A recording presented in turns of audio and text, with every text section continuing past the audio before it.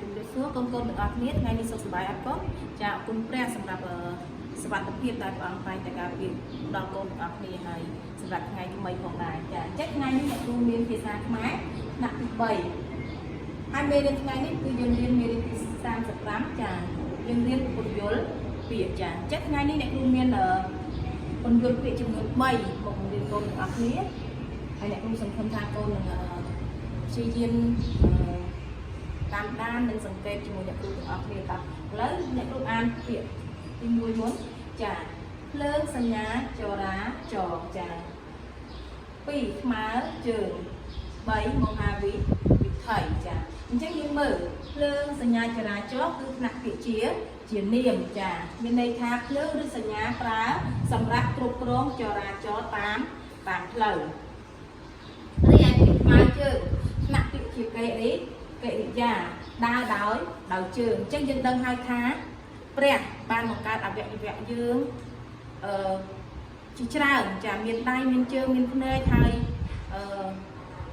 អវយវៈទាំងអស់នេះគឺសុទ្ធតែមានតួនាទីយ៉ាងសំខាន់ក៏ដូចជាជើងគឺបងបង្កើតមកគឺសម្រាប់ទុកឲ្យយើងទាំងអស់គ្នាដើរចាធ្វើឲ្យកាយវិការដើរអញ្ចឹងព្រះអង្គបានបង្កើតជើងរបស់យើងសម្រាប់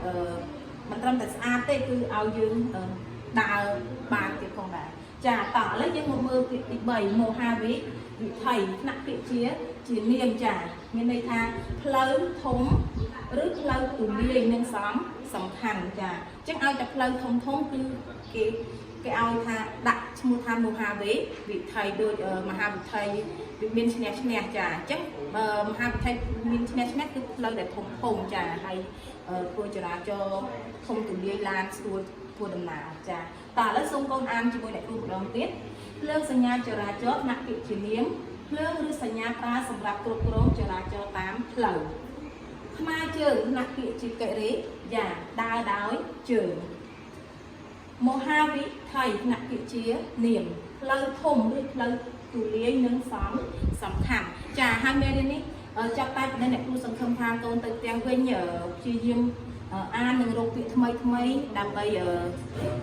ចំណេះដឹងបន្ថែមហើយមិនមានចម្ងល់សូមកូនអាចសួរជាមួយអ្នកគ្រូបានចាសូមអង្គភាពផងកូនទាំងអស់គ្នាមានសុខភាពសុខភាពអរគុណចា